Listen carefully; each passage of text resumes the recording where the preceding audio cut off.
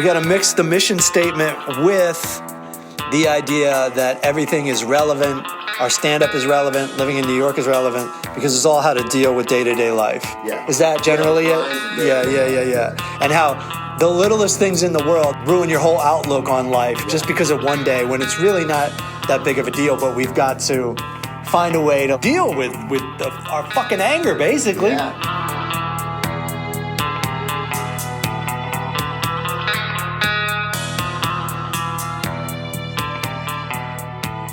Welcome to the Power of How. Beautiful Saturday in Brooklyn, New York. Let's plug that date in Philly. It got moved. Yes. So void last week's announcements. But it's funny, I got the information on like the day before we were putting out the episode, and I'm like, I'm not changing that. I know, it don't matter. There's no tickets. There's no they can't accidentally go to the show in July.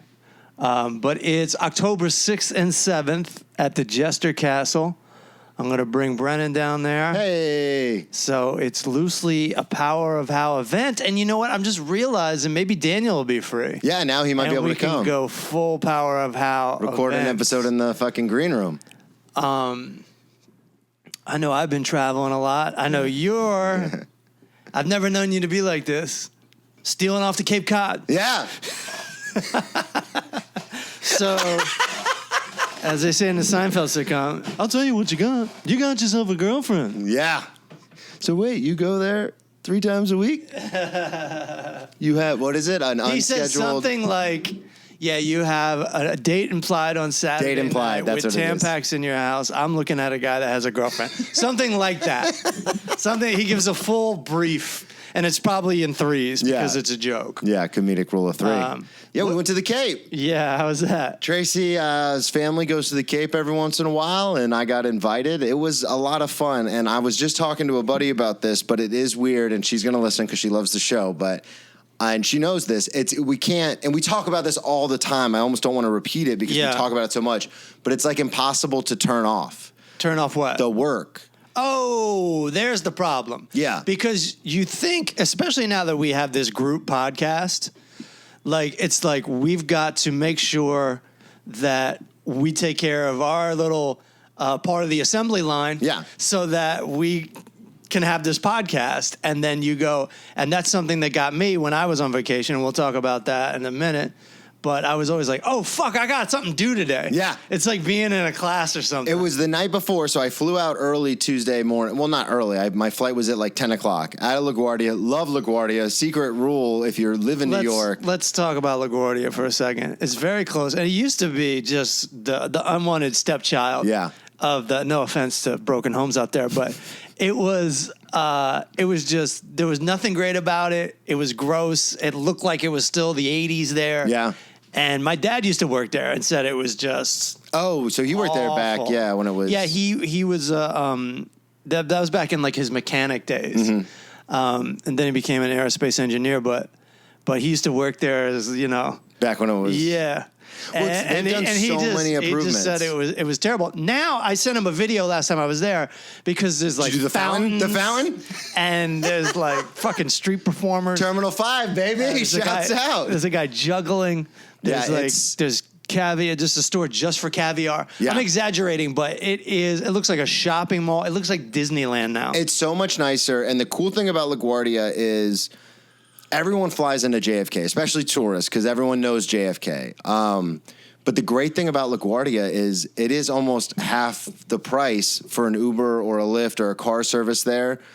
There's no direct subway line, so you're almost it almost forces you to be like, well, I'll take the more convenient, more, comfortable route and just get a car service for like $30. Right. JFK is a shit show. I flew into JFK coming back and it was miserable. Yeah, of course. It was miserable, but it was interesting. So it was out of LaGuardia, so I knew I was taking a car service. So it took me 18 minutes from my front door in Upper East Side to the terminal. Yeah. Which is, you cannot beat that. Right. 20 minutes. Yeah.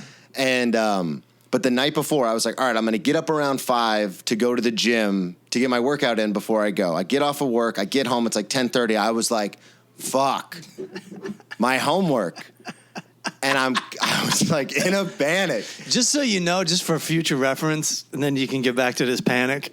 Like if you're late on something, I don't give a shit. I know you don't, but you know me. It's like it has to go up. Right, War of Art. Yeah, you got flagged. Yeah, I was like, I'm behind. I'm failing myself. Well, and that's the thing too is I really enjoy. I know we all enjoy doing this podcast, and it means a lot to me, just like my show. So it's like I want. And that's what separates, and we've talked about this we touched on it, but that's what separates people who are stuck in the mire and the muck versus the people who get out of it is, I'll do open mics next week. I'll reach out to clubs next week. I'll do it later. Like, I don't want to do it today. And I do not have that mentality. I'm like, no, this has to get done. I had to cut my clips. I had to cut you sent me the clips. I had to refurbish those for reels for this show. Yeah. And so I was up till about 1:30, and through no fault of anybody, like I just had to get it done. So I was up till 1:30, woke up at 4:45, went to the gym, went to the airport. Lovely trip. Took 10 minutes to get through security. Yeah. I downloaded all these podcasts thinking I was going to be stuck forever. Right.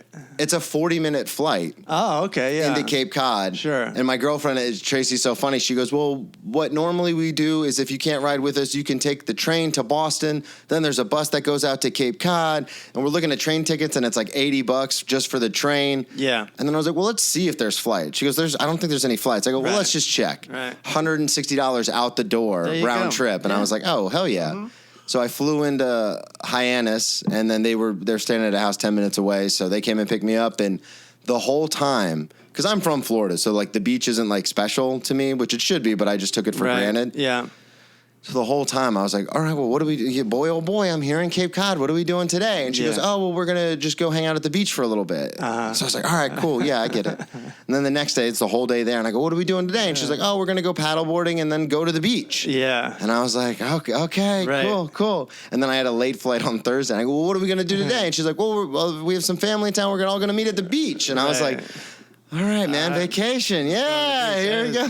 It's just a couple days, too. I know. And the whole time in the back of my head, like I had to excuse myself a few times, and she's like, where are you going? I was like, it's 5:00. Like I got to put the posts up at 5. Like this is what, it doesn't stop. It doesn't stop. Yeah. And then I got home Thursday, and of course, like a psycho, I got home at 6, landed at 6, got home, went to the gym, then immediately went out to the stand to do a hang. Yeah. And it was just like, it doesn't, my brain just is like, we gotta work. Well, you might as well roll with it for now. Yeah. You know, it was fun. It was a great time. It was just in the back of my head. It's always there. Like, don't forget. Yeah, I know. It just, for me, it just kind of like hits me every once in a while. Yeah. Because I'm not used to having this much homework. But this is the world we live in. You have to constantly be like, look at me. Yeah, content. I'm alive. I exist. I find it's weird to go on vacation. Like, I'm always dying to get back home, no matter how great vacation is, because there's so much light conversation that just kind of drives me a little nutty. Yeah. I've been traveling a lot lately. I went to L.A. and my wife always wants to schedule like at least one more thing. Yeah. So I'm going to L.A. for Louis Katz's wedding. Mm-hmm. Which is interesting because this is like an episode of Roadheads we're doing today. Yeah. My old podcast, check it out if you like. And so it's like nowadays a wedding is just like a whole tour. Oh, yeah, it's a thing. It's not just the wedding. On top of like engagement parties and all that shit. Yeah. And I'm not complaining. There was a welcome party, which is fucking wild to me. We had one at my wedding too, though. Yeah, like a drinks and a reception and get to then we had the wedding, and then the next day was like an after party. This was really cool. Beach Boys show at the Hollywood Bowl. Oh shit! Like if you wanted to go to that, you could go to that. Yeah. They bought a bunch of tickets and then just like sold them. Oh, that's awesome. Sold them to their guests, like whoever wanted to go. Yeah. So. But then, like, we're getting ready because, like, I need to clean the place before I leave. Yeah. I learned this from my mom. Like, I just picked up on it. She hated to come back to a dirty house, and I was like, that always just made sense to me. Yeah. And so I always clean up before I leave. And so we're cleaning up. I'm doing the dishes, and Kristen's like, yeah, so there's a party. My friend's having a party in Redondo Beach, like, the night before. And I'm like, party? Redondo beach. For those that don't know, nothing's near anything in Los Angeles. And anytime the word beach comes after, let's say, I don't know, a Spanish name, you're going to be traveling. Yep. You're going to be traveling. And so, like, I'm trying to keep my cool because I want to be fun. And I want to be about 15 years younger than I am. And I'm like, okay, all right, yeah. All right, let me wrap my head around that one because it's the day we're traveling. Yeah. And we land at, like, due to the time change, we land at 10:30 in Los Angeles. PM and or now, AM? AM? And now there's a party on the other end of that. Yeah. You know, I don't know, 8:30 p.m. or something. So you got to get to the hotel, unpack, put everything away, and then, hey, by the way, you got a party to go to. So, all right, okay, fine. And then, you know, it rolls around. I feel bad. My wife loves doing things. She loves going to see people. She loves parties. I'm like, all right, I'll go. I'm not. I love Uber because I'm like, I might not stay. Yeah. I'm just going to go for an hour, and then I'm just going to see where you're at. Eat. Yeah. It's supposed to be a barbecue. All right, fine. We got to eat anyway. We get to this house, and this, by the way, this is her friend from New Orleans. And this is her boyfriend's house. Okay. So this is like her friends, and I've met both of them before. Last time we were in LA, and he's cooking dinner. And is there a bunch of people there at this point when you get there? Is there a bunch of people there? No one ever shows up. It's just me and Kristen. There's no sneaking out the door. I'm on the hook for a fucking dinner party now. And so I just, like, you know, take a deep breath. Whatever, man. Whatever. Power of how, baby. We eat dinner. The dinner was incredible. It was, like, really healthy and tasty. And I know I'm, like, on the hook for, like, hanging out. And then my wife starts making more plans with them. Hey, do you want to go on a hike tomorrow? I'm like, hike tomorrow? Tomorrow is the day of the welcome party. Yeah. And I'm like, this is already like wall-to-wall first day with travel. And there's hiking, and then there's even plans starting to be made for, like, further days down. And I'm like, yo, this, yeah. I'm just sitting in my head like, this is filling up way too quickly. Like, I need... And that's not a light travel day. It's not a light travel day. And then also, you got to understand, on July 4th, I'm hanging out with my friends, my old school Southern Maryland friends. I have a lot of them out there. Yeah. Not Southern Maryland, but Baltimore and D.C., and Southern Maryland. I have a lot of, like, really old friends there. And so the 4th is taken care of too. So it's 1st, 2nd, 3rd, and 4th are booked solid. And Kristen's starting to talk about, like, hanging out more. And I'm just like, God damn it. Like, there's just, like, no blank space. Yeah. In the scenario. God, and it's one thing because, like, my flight was 40 minutes. So it's like I was literally at the airport longer than I was on the plane. But to LA is 6 hours. I don't know what's going on with the airlines, but they're like, you don't need a cushion. It's like like sitting at like a high school play now. It just feels like you're sitting on a metal fold-out chair now. I don't know what's going on. My ass, like, really, my bony white ass really hurts. And then you get there and and that's interesting you bring that up about it's a barbecue and you maybe in your head think like, oh, there's going to be more people there. Because there are things that I have been invited to. Yeah. No, it was called a party. Yeah, where I think, oh, it's going to be like a ton of people. We'll, like, meet people and stuff. And it's hit or miss. Sometimes I show up and there is a lot of people there. And I'm like, oh, this is cool. Like, we're getting to meet new people and stuff. And then sometimes I show up and it's just, like, me and it'll be, like, my significant other in the past and then, like, another couple. And I'm like, oh, this isn't... I'm on a double date. Yeah, I'm like, you lied. This isn't a party at all. No one else is coming. Because, like you said, you can't... If it's a big party, you can just sneak out the back. Homer Simpson into the bushes. Yeah, you know. The next day was fine. She went on a hike. And you ended up.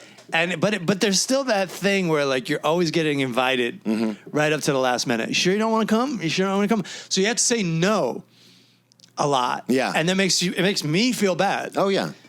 But I just knew I needed the rest.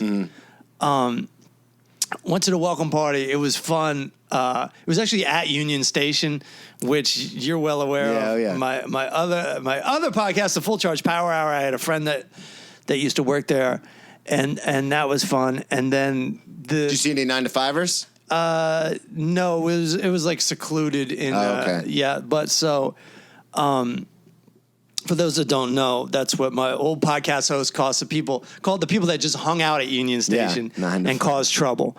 But then the next day was the wedding, and it was in downtown LA. And that's an interesting choice. Well, yeah. I mean, it was a really nice venue, but we're pulling up, and downtown LA can be very nice, but it's mostly just apocalyptic. Yeah, that's what I've heard. That's why I thought it was interesting. With the amount of homeless people there. And, listen, my heart goes out to the homeless people. I'm not like, haha, you're homeless. But it is overwhelming when you're going to a wedding and you're all dressed up and your wife's never been to downtown LA. Just the amount of people on the streets in bad conditions. It's one thing when you're driving through. It's another thing when you're going to a wedding. Yeah. And we keep getting closer and closer to the wedding. And it's just not letting up. Mm-hmm. Just the chaos of street life and trash everywhere is not letting up. And we pull up to the venue, and it hasn't let up. Like, I'm just checking the address again and again and again. Do I have the right address? Yeah. Because this doesn't look right. And so we get to the wedding like 15 minutes before, we're supposed to be there, maybe a little bit earlier. And for those that don't know, my friend Louis is notoriously late. Always. Like the earliest he's ever been is on time. Can I tell you? Like 2 minutes late. That's the earliest he's ever been. The reason I started showing up to the airport a lot later was because of roadheads. Right. Was because Louis was being like, you don't need to get there so early. Like, you can get there 30 minutes early. He's like, security barely, it almost never takes longer than 30 minutes. And it was listening to those episodes of years ago where I was like, oh, yeah, why am I getting to the airport 2.5 hours early? Yeah. And that literally changed my life. I've almost missed a flight a couple times. Right. But it has made my life so much better getting to the airport. I find most people are in the Louis camp. They like showing up and I don't know, getting away with it in a way. I don't need to do that. I got it figured out. I can get there, walk right onto the plane, and we're taking off. But I did that because we flew out of Newark. Mm-hmm. And I don't want to be a pain in my wife's ass. So I'm like, because it was an early flight. Yeah. And I get there like 2 hours early, and I get there early on top of that. Well, you know me, I hate being late for stuff because of my anxiety. So the airport was one of those things where I was always 2 hours early because I just thought you had to be. And then I end up sitting at the gate for like an hour, hour and a half. Which doesn't bother me. An hour? Yeah.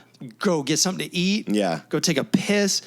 Load up at the gift shop on snacks and water. There's nothing wrong with this to me. I don't understand. Louis cuts it so close, though. He cuts it close, and he's always like stressing out. I remember the Roadhead stories. It wasn't like, I do it, and it's always chill. Yeah. It's always... I'm running through the air. Yeah, you want to be fucking O.J. Simpson in the Hertz commercial? You're too young. You're too young. I'm talking to the audience. You're too young. Google O.J. Simpson Hertz. Hertz.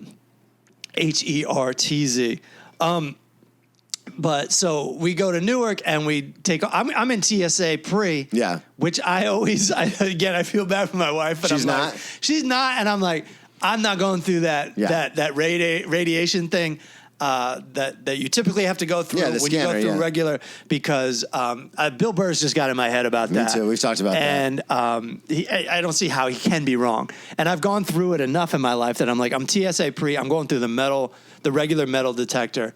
But it takes forever to get through it. And there was no gate number on my ticket. Oh, really? And then there's the gate numbers were screwed up on the boards too. Displays, yeah. And so we go through all the security. It takes forever, even TSA pre. And I find one American Airlines gate, and I'm like, I'm trying to get on this flight. I don't see any information for it. And they're like, oh, you got to go through... you got to go back out through security. To another terminal? Again. And I was like, it was the one time I was relaxed on showing up early. And it was like right down to, listen, no problems. I just didn't enjoy it, like rushing. And so then, you had to come out and then go to another terminal and then go through security again. again? And then my wife is another factor I never think of. She always has to go to the bathroom, and she always needs something to eat. Just like Louis. I'm like married to Louis. There's always like this extra factor. I'm hungry. What? You're hungry? before a 6-hour flight. I'm just like, goddamn, like maybe some pretzels in the purse. Like you gotta prepare if this is the thing because I don't eat. Yeah, I do not eat at airport.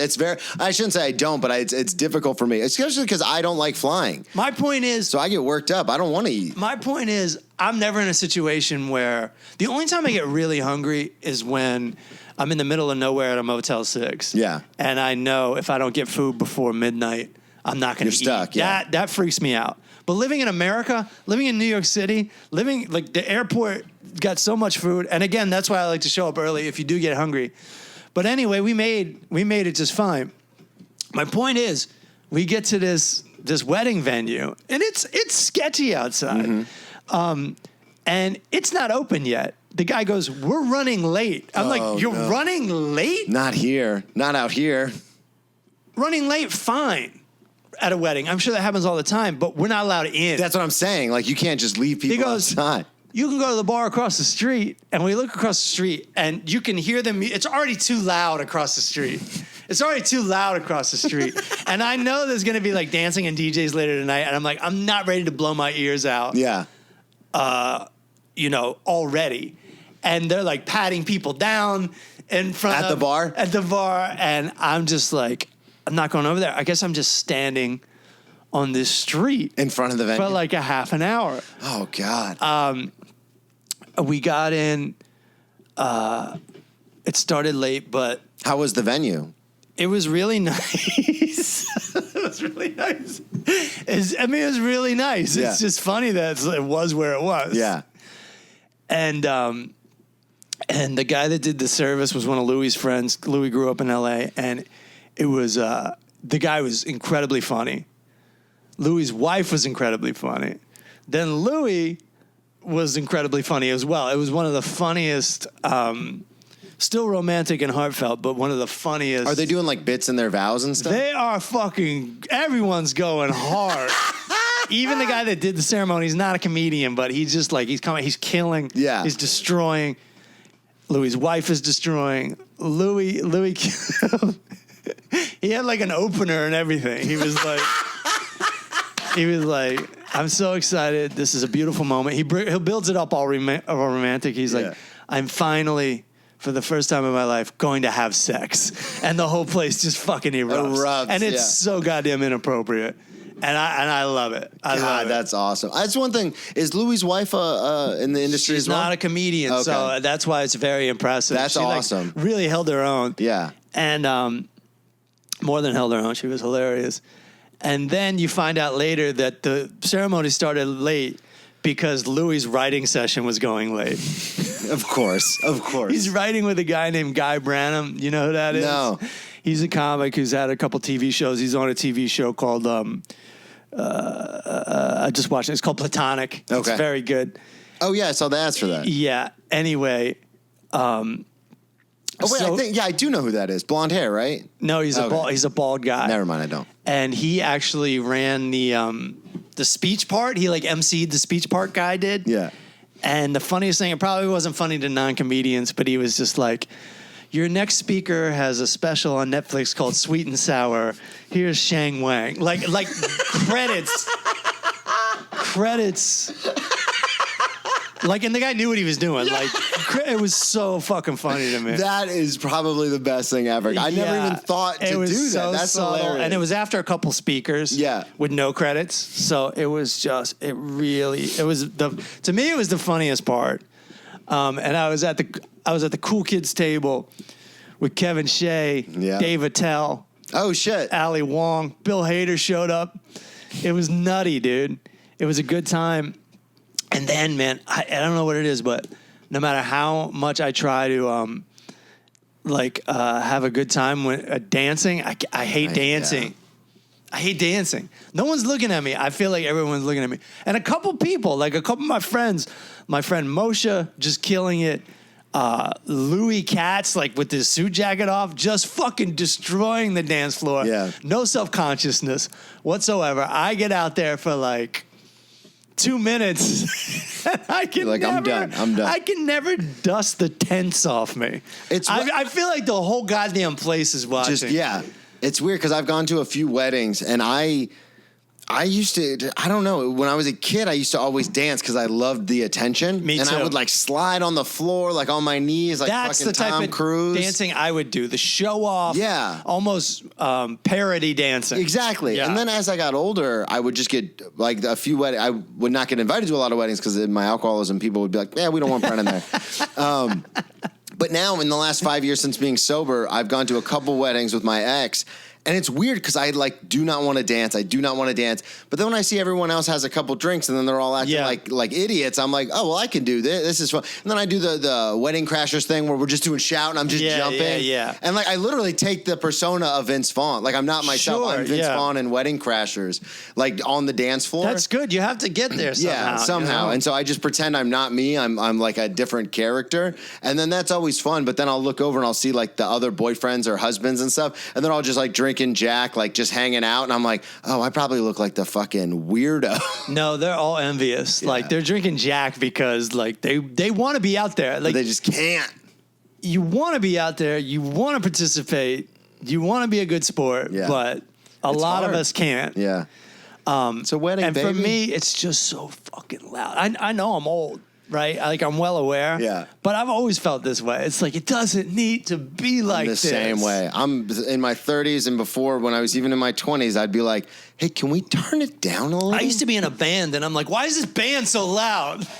We used to go to clubs in South Florida, and I used to get so frustrated because I'd go with my roommates, and then we try to, even at bars in South Florida, you try to talk to each other. Yeah. And you're like, what? And it's like, what are we doing? You think about that. You think about, like, right now, if I walked over to you in this quiet room and shouted in your ear, like, how bad that is for you. And that doesn't even seem like the bad part. Like, right? Like, that seems like the quiet part. Yeah, and you're like, wait, I'm screaming, so something's got to be wrong here. I'm literally yelling. I'm on borrowed time with this hearing thing. Yeah. I've been traveling around, like, doing this, and now it's, like, headphones all the time with the entertainment, but also this podcasting and shit. Yeah. Like, I'm just well aware that my little checkoff card, like at the coffee place, it's just like, every time I get another ding, punch, ding, like, ding, ding, how many of these do you think you have, asshole? Like when you played a funny bone and the speakers are just like right next to you. Like that's the main sound system, and I'm sitting there. They're like really in front of like a table. Yeah, and I'm like, "It is not killing you." They're like, "No, it's fine." You know, we're good because everyone's got their ears blown out by our entertainment systems. That's why I like the old AirPods because they don't go all the way in your ear. So for the longest time, I was an earbud guy. Yeah, and I still am. Like when I'm at the gym because they cancel out a lot of noise and stuff. But then I've come to find out that that's not great for you because it goes deep into your ear canal and like it's just banging against your eardrum. Right. And it's also like, but you also still can't hear it in a way because like there's a lot of external stuff coming in. You say it, there isn't. But I find like if I have earbuds on an airplane, I will be cranking the volume. Oh, because it picks up the sound of the engine. You got to get like some kind of things like like cans, they call them. Yeah. You know, then you don't have to turn it up so much because there's some cancellation. And so what do we do the next day? We go to the Beach Boys concert. Yeah. And that's so you ended up going. That's cool. Outside at the Hollywood Bowl. So it's like it's really not as loud as a regular concert. Yeah. But dude, I put the fucking earplugs in anyway. Yeah. And that was a nightmare. Like I did this weird thing. Like we were just gonna stay. The show was over, and we were just gonna stay and like hang with the party or whatever. At the concert? At the concert because like it was just like everyone was leaving at the same time. Yeah. And then Kevin Shea goes, "Let's go." And I'm like, "All right, let's fuck it, let's go." Like I don't know, for some reason I was just like, "Yeah, let's go," because like what are you gonna do? Sit here? It's already like the third day of the wedding. Yeah. I've already like conversationed out. And we're leaving, and then Kevin Shea's like, he just kind of hangs back for a second, and he's like, "Oh, we're not leaving." But then for some reason it kind of already started. Like me and Kristen leaving, so I go, I guess we're leaving though, and it took like half an hour, 40 minutes just to like walk out. It was so terrible, and I kept like finding places to take breaks. Yeah, and then like Kristen kept saying, "Let's go," and I was like, "All right, let's go," because you don't think there can possibly be much more, and then there. But there just is. Like we're rerouted through like some tunnel or something, and it was the most like claustrophobic and terrifying thing, and you're just stuck in it. Yeah, and And then we get out of there, and I'm like, all right, I got to find a place to get an Uber. Yeah. And then, that's what I was gonna say. And then Kristen strikes again. She's like, I got to go to the bathroom. I'm like, oh, God damn it. Oh, God damn it. Now I got this whole nother thing to do. And I find her, I get to the strip mall because I know my way around LA. I'm like, all right, there's a sushi place right up here. And of course, like right on the window, it says bathroom is for customers only. And I'm like, well, fuck it. I guess I'm getting a spicy tuna roll. Yeah. And I walk in, and luckily they let us use it. And then I get cocky, and I'm like, all right, let me just order this Uber. And the Uber just shows up right away. And now I'm like, no big deal for most people. Yeah. Most people order the Uber in the apartment, and they'll be like, yeah, they'll get here, and then I'll go down. Not me. I'm at the spot, and I want to be there in case they pull up. Yep. But now I'm like, oh, fuck, I didn't factor her in, and like, but I'm also like, the restaurant's also closed, so I don't like feel like going in there. Yeah. And it's just a whole mess for me. Mentally, in my head. For everyone else, things are fine. That used to get me in trouble a lot with the Uber because I would order it with my ex. I would order it and I'd be like, all right, let's go down. I ordered the Uber and she'd be like, yeah, you just ordered it. Like, we're fine. And I'd be like, no, we need to be outside like right now. And then she'd be like, we'll go out when it gets here. And I go, it's New York. It might show up and then be like, fuck this guy and cancel it. Like, no, we need to go down now. I just feel bad for the Uber driver anyway. Yeah. Like I don't want him to sit there. Like, time is money. Well, and in big cities too, it's different in LA because there's parking lots and stuff. But I know in New York, I get panicked because it's like, well, if he has nowhere to like pull off and he's just stopped in the middle of the road, he's not going to sit there for the full 5 minutes. He'll sit there for like 45 seconds and be like, fuck this and go. Yeah.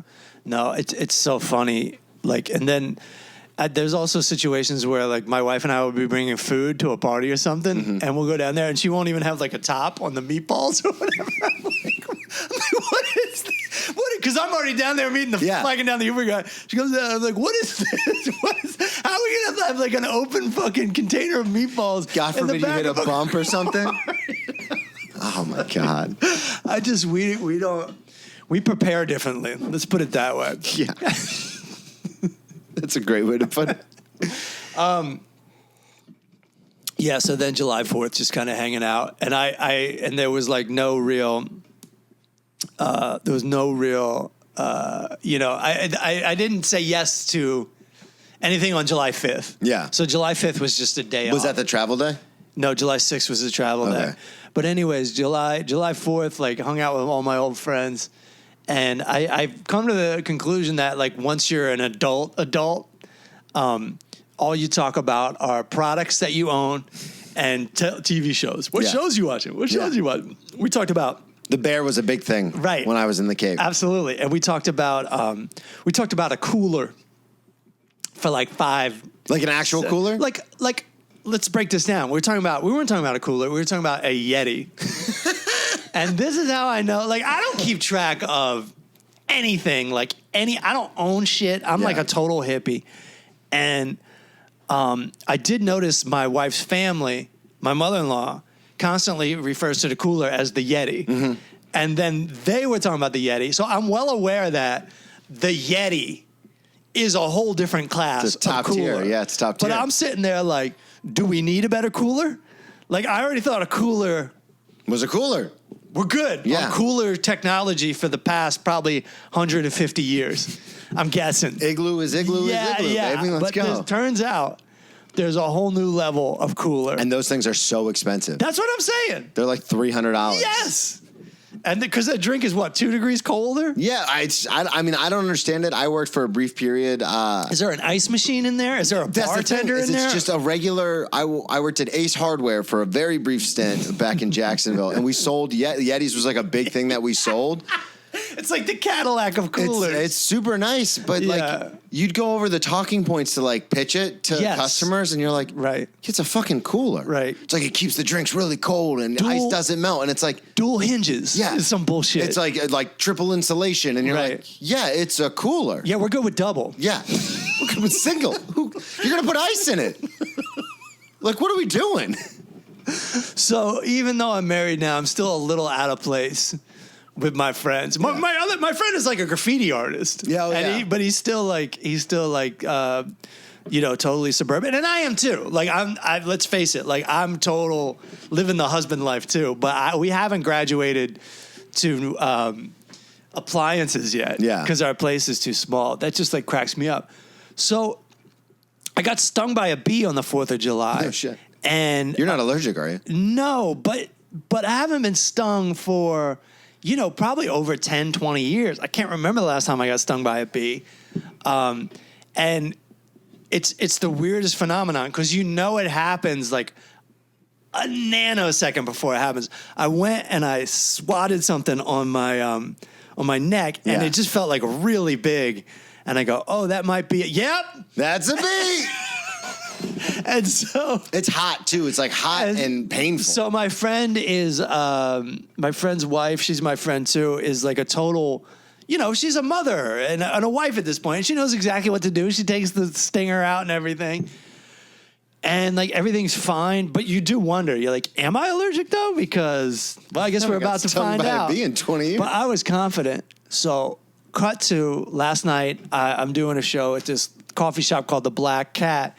And Joe DeRosa has a bar next door called Joey Rose's. Mm-hmm. It's the sandwich shop. Yeah, it's like affiliated with The Stand, the comedy club.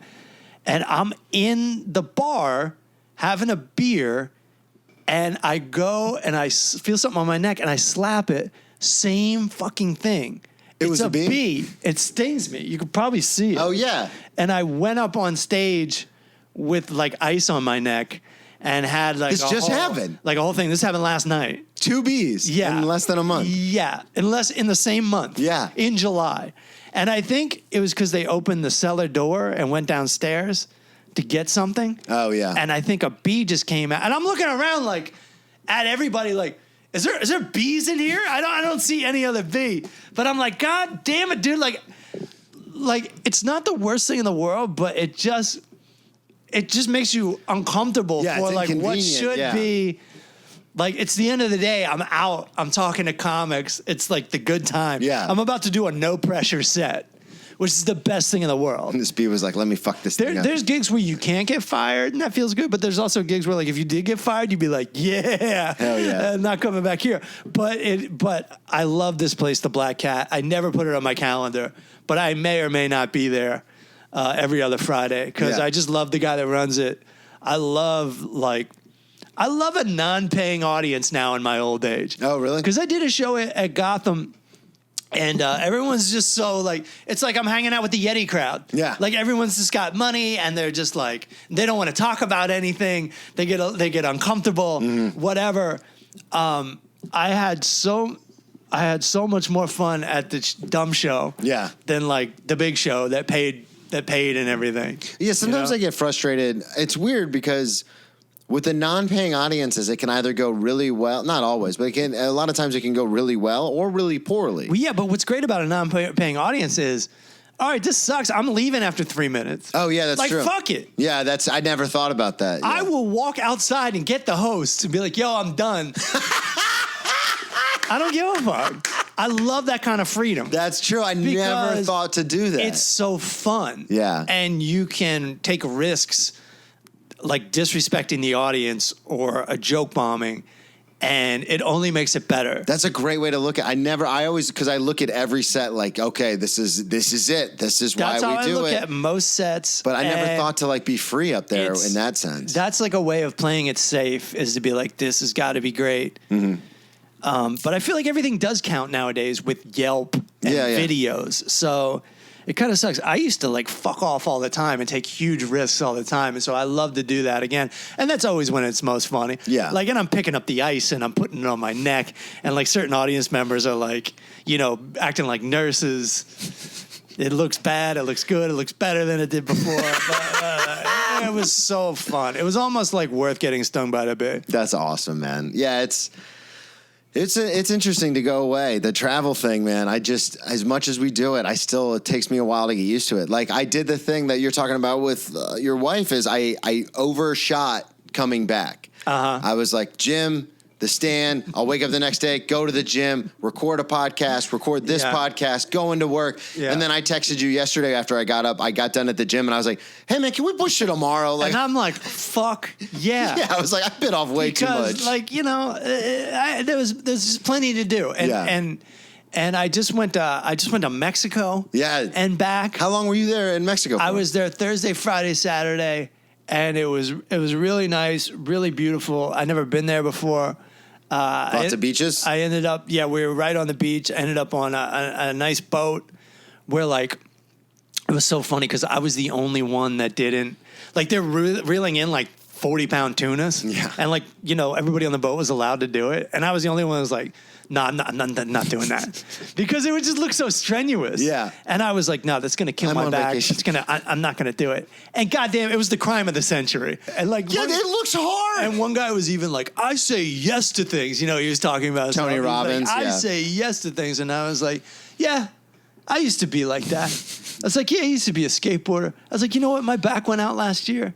And like, it just looked like hell for everyone, and everyone was really glad they did it. Yeah. But I was like, nah, I don't want to do it. And then I thought about it. I'm like, say yes to life. I'm like, is this motherfucker ever going to get on stage and do stand-up comedy? No. No way. I've said yes to so many things. Oh, yeah. It's never been my dream to reel in a fish. Well, now all of a sudden it's imposed on me. Yeah. That's the weird thing is like some of these things that people do, I'm just like, I'm not doing, like we were at one point. And let me just say, I get why they liked it. Yeah. But like, if I don't want to do it, like, come on, give me a goddamn break. Yeah, I had this conversation with my girlfriend's family because we were paddleboarding, and then over the like lake where we're paddleboarding, people are skydiving, and it's cool.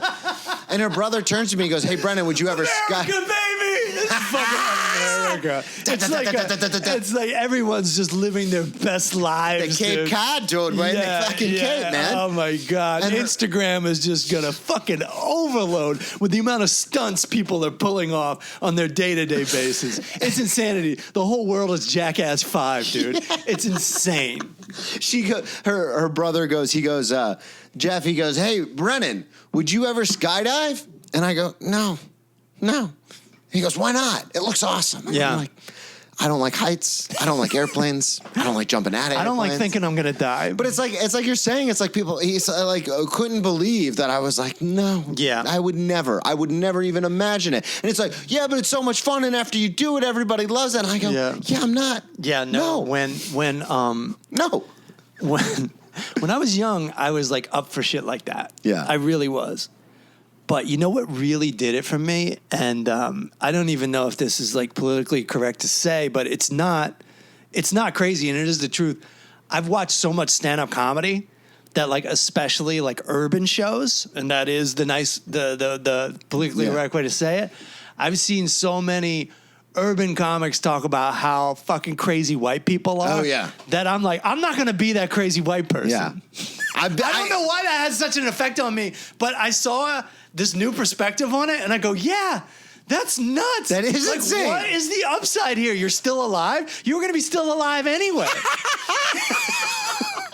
You know how you'd still be alive if you didn't even try it. You're already going to be still alive. And it's weird because they're talking about this stuff where it's like, oh yeah, so-and-so died doing that. Yeah. And it's like, well, yeah, that's where the risk comes in. Like if people don't die doing certain things, then they're not as risky. They're not as fun for people. But it's like, yeah, I'm not going to do that. I'm not doing it because it wasn't my idea. It wasn't my desire. The only reason I'm talking about it is because you said it was something to do. I never said it was something to do. I never even brought it up. I've picked my poisons. I've skated half pipes. Yeah. I've gone on stage in front of thousands of people. I've picked my fucking adrenaline rushes.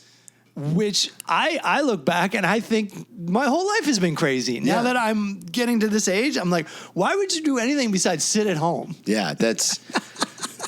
I know that's not exciting, but I'm like, it's so crazy, like all the risks I've taken with myself. Yeah, it makes me cringe sometimes when I think about the physical bullshit I've put myself through, like just climbing up a fire escape or something. I like wake up in a cold sweat like, oh my God, I should be dead. Oh my God, I almost ruined my parents' lives. I think back to all the dumb shit I did, especially when I was drinking. Mm-hmm. And I'm like, how? Including drinking? Yeah. Like, how is this still? There were times, and I've talked about it definitely on my other show, but I've had severe alcohol poisoning 3 times. Yeah. A lot of people die the first time that happens, and I've had it 3 times. It's like, what the fuck is wrong with me? And that's bad. I think we're finally into something that's relevant to this podcast. It's bad to be like, you fucked up. You were done. Like, we survived it, and we need to, like, just take the information for what it is. And the information is don't do that. And just proceed forward.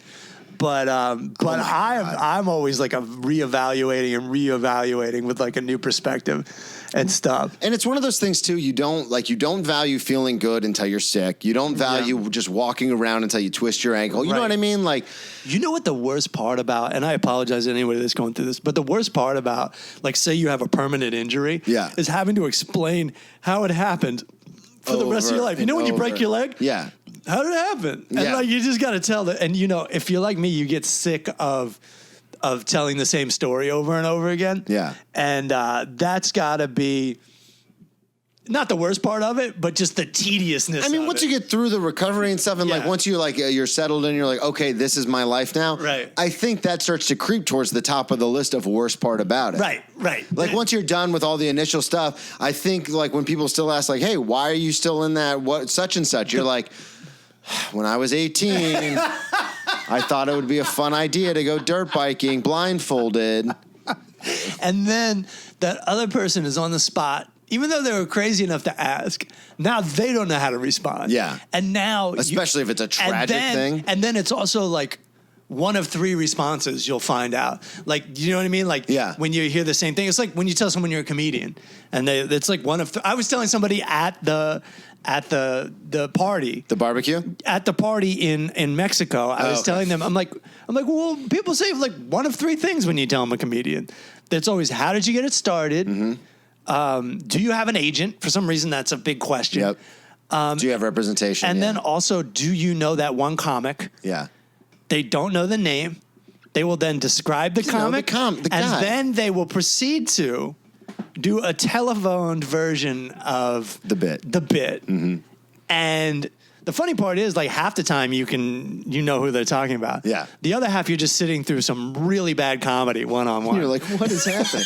There is a 4th one I will throw in there for strangers, especially for strangers.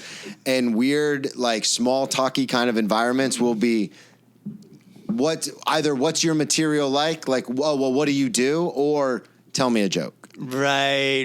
Those are 2, like, interchangeable kind of on the back end. What kind of comedy do you do? Like, is something. That's a big one. And it's like, oh, fuck, I should really have a sales pitch down by now. Yeah. Because it is. I had one guy in a bar in San Francisco be like, you're selling yourself. Pitch me. You. And I That's aggressive. And I was like, it's aggressive and it's awful. It's inappropriate. It's terrible. But he's right. Like, you should have like an elevator pitch of what you do. Well, I have a go-to, and I use it at the restaurant a lot because a lot of times I'll steer the conversation because, you know, you're always selling yourself. So I've talked about it before. I'll have tables come in. Oh, we're new to New York, or I'll be like, oh, I just moved here too. Why'd you move here? Comedy. And if they say, oh, you do comedy, like if they don't say, tell me a joke, they'll say something like, oh, well, what's your comedy? Like, what kind of comedy do you do? And my go-to thing is always, because it works for multiple reasons. I say, I'm a dark storyteller. Yeah. Because then that gets me out of... That's really great. They go, tell me a joke. And I go, this is not the appropriate place. You don't have time and it's not appropriate. Yeah. It's a story and it's going to be really dark. This is not the right place. That's funny because I'm like, oh, I do really... It's like a twofold. I'm like, oh, I do really short jokes. I could probably crack one off for you. But nah, the uncles were trying to get me to do comedy at the it was a birthday party. Okay. For I guess, you know, my uncle-in-law, whatever you want to call him. Yeah. And they were like they're like really loud and like outgoing people. Is this the uncle that like? That hit me. Yeah, this guy has hit me at a funeral. Yeah. I was going to I'm going to pause for a minute just so the audience can take that in. This guy hit me twice at a funeral, and he wasn't even mad at me. I remember the story. You're like, what the fuck is going on? That's a great response. No one else fucking blinked either. You know, and it's like, that's just Joe. You know, like people are so outrageous, like, that's just so-and-so. You know, Joe being Joe. That's just how, that's how he is? Oh, cool, let's invite him to places. That means he likes you. Yeah, oh, good. Can't wait till he fucking doesn't like me. Anyways, Joe was really nice to me this time around. There's fresher blood than me now. But he was just like, come on, do the... And on the bus over, like... This family is drunk and rowdy on a level I've never seen. I think even the Tassifs would be like, what the fuck? I'm not kidding you. I'm talking about fall down drunk and like shouting and yelling. This is on the way to the party. And like, you know, people like getting sent home because they can't walk. At one point, one of the kids like put his bare feet on a table, like on a dinner table. When you said and kids, I said to you my mean wife, like child or like... No, he's like a college kid. And that's what everybody was saying. Like, oh, he's in college. I'm like, yeah, I didn't drink like that in front of my dad when I was in college. But anyway, whatever. That's me. It's a different level. Yeah. And so I said to my wife, I'm like, look, that guy just beat you out for Hillbilly of the Year. Because I've seen her, like when we first moved in together, she cleaned her feet out in the sink. And I was like, yeah. What are you doing? The bathtub's right there. You're literally standing next to it. But anyway, they were just like on the bus on the way over. One of the cousins is like, man, you're gonna do some stand up, and I'm not. It's just like shouting. Yeah, oh yeah, I know this crew. You're gonna do some stand up in the show, right? Have they seen for our audience listening? Have they seen your comedy? They've seen. It turns out a lot of the family has seen my videos. Okay, which they like. Thank God. Well, so I was gonna say, so they just start joke quoting you on the bus. I got a lot of that. Like I actually got. This was later on in the party, but somebody came up to like two other family members came up to me and they're like, "Yeah, you do stand up. We watch your YouTube, blah blah blah," and then they start doing my jokes for me. Yeah. But I'm so happy that they like it. I'm like, yeah. I remember that. I wrote that. I'm glad you like it. I'm glad you like it. They did like all my jokes from it. And I know how it goes. In fact, I'm the one who wrote it. My favorite is when my cousin from Northern California does my material for me. It's so fucking cute. But anyway, on the bus on the way over, it's like, man, you're going to do some stand up. And I go, you guys are doing just fine without me.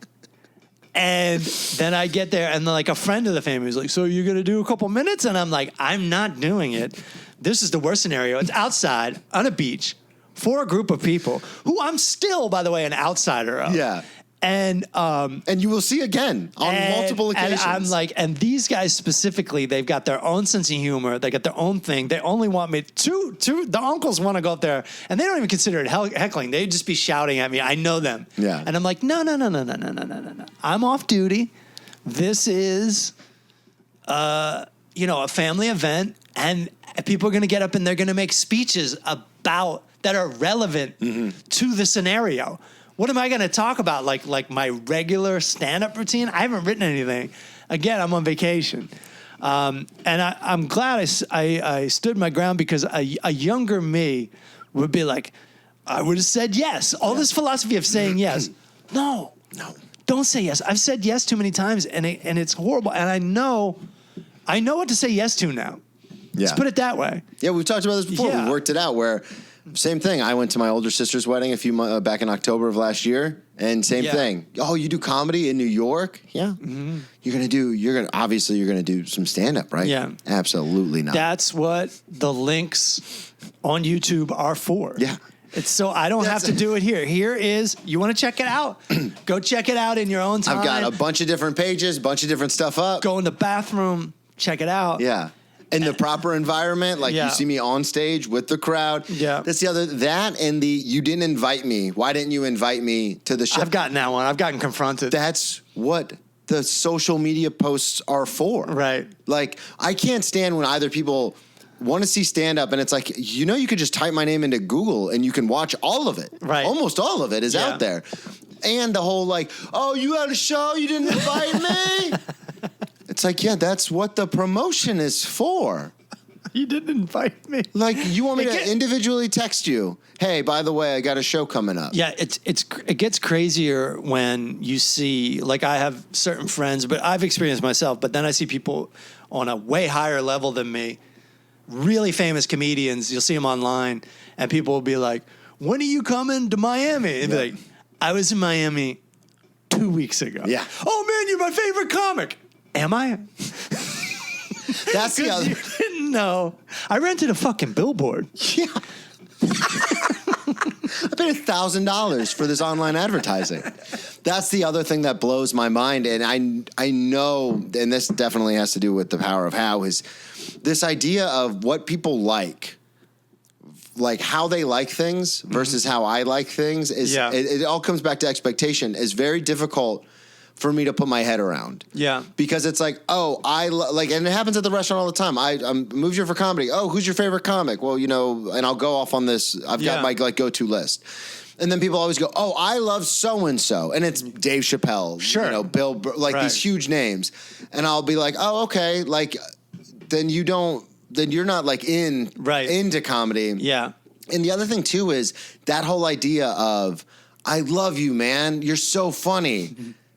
But you never come to a show. You never interact with the stuff online. You never, and so it's like, I don't understand if it's this overuse of awesome, love, my favorite, just this overuse of it. And we've become numb to it. But when I say something's my favorite, I go out of my way to watch it. I go out of my way to see it. I go Tom is a great example. I went to every show that he had from living in Jacksonville Tom Segura, until I moved out of Jacksonville because I am a fan of Tom's. Right. And same thing with you. Whenever you came to Florida, I would go out of my way. Right. Norman was the same way. He'd go to Orlando and I'd drive to Orlando. Right. And that's what I mean when I say oh, I really like these comics. Yeah. That's what I mean. And then other people go, I love you, man. When are you going to do it? When's your next show? I just had 4 in the last 2 weeks. Yeah. You never came to a single one. Right. I think it's a combination. I think it's an overuse of superlatives, or is that the right word? Yeah. Where people, I love this, I love this, I love this. But it's also, it is impossible for them to keep track of when we're going up because it's just all day, every day advertisements for shit to watch on your phone, to watch on your TV, to go see live. There's just so much it's just impossible to keep track of. Yeah, that's true. It's just impossible to keep track of. Even if you're on somebody's mailing list, the amount of emails you get every day, it's just way too much, dude. Yeah. It's way too much. Yeah, that's true. I guess it's just when... But you have a point. You are actually using the terms correctly. Yeah. They aren't. Where it's if I say and that's the other thing too is I know comics and I know you and I have talked about this when we're talking about the, never let them buy you a drink, that kind of thing. It's I know a lot of comics, what they want to hear. And what I like to hear is when people come up and go, big fan. I won't even do that for comics that I haven't seen enough of their stuff because I don't feel genuine in doing that. Sure. So I'll meet a comic that I maybe like or I've seen some of their stuff and I like, but I actually go out of my way in my head not to go big fan. Yeah. Because I don't want to be put on the spot where it's oh yeah, my podcast. And I'm oh shit, I didn't even know they had a podcast. Right. So literally that's how my brain works where I'll be okay, just say you enjoyed whatever you saw. Don't say big fan. Don't say I love you. Don't do any of that because then you're lying. You're being a false person. And it's I can't do that. And it's so weird because so many people I know just don't give it. They're just I love you. I'm a huge fan. And I'm oh, do you like the podcast? They're you have a podcast? And it's I'm going to go fucking die somewhere. Well, hold on for one more day, Wilson Phillips. That's going to do it for The Power of How, episode 25. We're coming up on half a year. We're coming up on 6 months, 26, right? Yeah. Congratulations to us. Come check out me and Brennan in Philadelphia, October 6th and 7th. And let's get that Patreon going. Yeah. And let's tell a friend and let's comment in a nice way. What else do we do? Subscribe, rate, review. Yeah, and spread the word. If you do like this podcast... Talking to you, Tracy. Get on Twitter or whatever and be I like this podcast. Yeah, plug it on social media. Yeah. Repost the stuff we put up. Do it. Matt and I put a lot of work into those clips, so repost those. Promote it. We're doing it right. I'm doing it right for once. Yeah, thanks for listening. See ya. Thanks for listening to The Power of How. Music by Daniel Torado. Artwork by Nelson Diaz. Follow us on all the social medias at The Power of How Podcast. rate, review, and subscribe. And check us out at patreon.com/The Power of How podcast. Send us some positive vibes in the form of U.S. currency. See you next week, everybody.